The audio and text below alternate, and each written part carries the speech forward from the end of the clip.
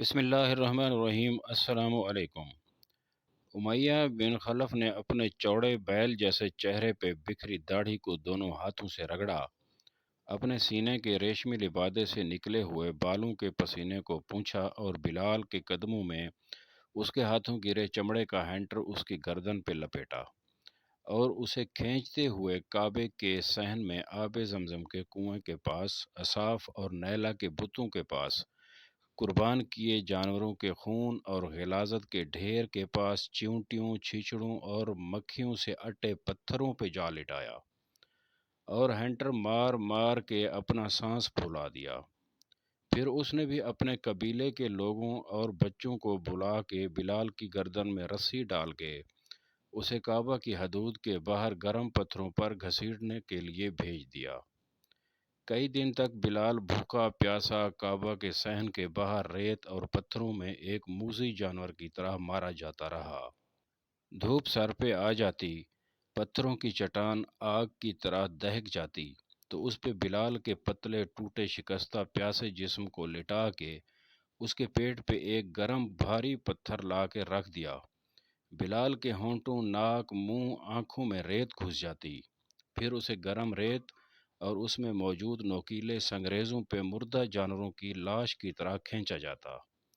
اس کا سارا چہرہ، گردن، کندھے، سینہ، کمر، پیٹ اور ٹانگیں زخم زخم ہو گئیں۔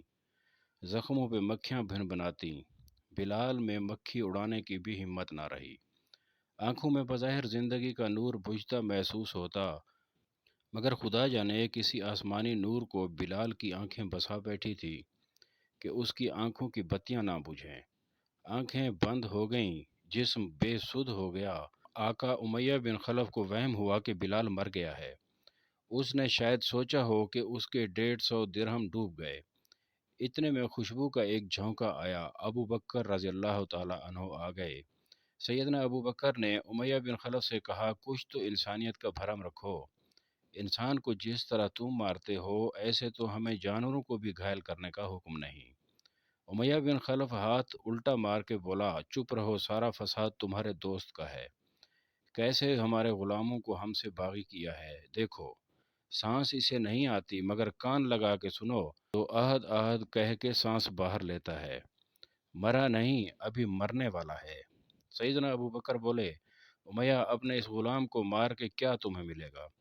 اسے میرے ہاتھوں بیچ دو۔ تم ایک لاش خریدو گے؟ امیہ بولا، خریدوں گا۔ لاش ہوئی تو 100 درہم، زندہ ہوا 200۔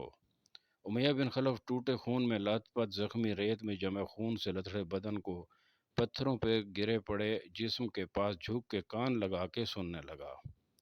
بلال کا سانس رکا ہوا تھا۔ امیہ کہہ رہا تھا، بلال سانس لو۔ اسے بلال کے ایک سانس سے 100 درہم کا فائدہ پہنچ سکتا تھا۔ بلال نے پتہ نہیں کب سے اپنی روح کے اندر کھینچا ہوا روشنی کا سانس باہر کھینچا۔ اس کے گرے پڑے ریت میں دھنسے چہرے کے ٹوٹے لہو لہان ہونٹ ہلے، تھوڑی سی ریت اڑی اور آواز آئی، احد۔ اور امیہ جو پہلے یہی آواز سن کے کوڑے مارتا تھا، سیدنا ابو بکر کا کاندھا ہلا کے چہک کے بولا، لاش میں سانس ہے، پورے 200 درہم لوں گا۔ سیدنا ابو بکر نے تھیلی کھول کے گن کے پورے 200 درہم امیہ کو پکڑائے، اور سیدنا ابو بکر کے ساتھ آئے زید اور احمد بن فہیرہ نے گرے ہوئے بلال کو بازو میں اٹھا لیا۔ بلال کو اٹھا کے وہ سیدنا ابو بکر کے پیچھے پیچھے چلنے لگے۔ امیہ بن خلف نے 200 درہم کی تھیلی اپنے ریشمی لبادے کے نیفے میں اڑسی اور ہنستے ہوئے دور جاتے سیدنا ابو بکر کو آواز دے کر بولا، ابن قحافہ، میں تو تمہیں سمجھدار تاجر سمجھتا تھا۔ جس لاش کو تم 200 درہم میں خرید کے لے جا رہے ہو، اسے تو میں 100 سے بھی کم قیمت میں بیچ دیتا۔ سیدنا ابو بکر چلتے چلتے ایک لمحے کو رکے، مڑے اور امیہ بن خلف کی آنکھوں میں دیکھ کے بولے، بے وقوف تو تم ہو، میں تو 1000 درہم میں بھی خرید لیتا۔ تمہیں پتہ ہی نہیں کہ اس بلال کی قیمت کیا ہے، اس کے سامنے تو یمن کے بادشاہت بھی ہیچ ہیں۔ سیدنا ابو بکر بلال کو آقا صلی اللہ علیہ وآلہ وسلم کے پاس لے گئے۔ بولے، آقا، میں نے آپ کا غلام خرید کے آزاد کر دیا، اب یہ کسی کا غلام نہیں سوائے آپ کے۔ آقا صلی اللہ علیہ وآلہ وسلم کی آنکھوں میں بلال سے محبت کے آنسو تڑپ رہے تھے۔ وہ بلال جو آنے والی زندگی میں آقا صلی اللہ علیہ وآلہ وسلم کا بہت قریبی مشیر اور وزیر بنا۔ مدینہ میں اسلامی سلطنت کی پہلی مسجد جب بنی تو اس کا مؤذن بنایا گیا۔ فتح مکہ کے وقت اسی بلال نے کعبے کی چھت پر کھڑے ہو کے اللہ کی وحدانیت کا اعلان کیا۔ یہی بلال جسے ایک بھیڑ بکری سے بھی کم مول میں خریدا اور بیچا جاتا تھا، اسے اسلامی سلطنت روم اور فارس فتح کرنے والے جلیل القدر خلفائے راشدین ادب سے یا سیدی، اے آقا کہتے تھے۔ انسانیت کو ایسی ہی عزت اور منزلت دینے کے لیے عالم بشریت میں رسول اللہ صلی اللہ علیہ وآلہ وسلم کو کائنات کی ہر تخلیق کا آقا صلی اللہ علیہ وآلہ وسلم بنا کے بھیجا گیا۔ ناظرین خوش رہیں، آباد رہیں، شکریہ۔ السلام علیکم۔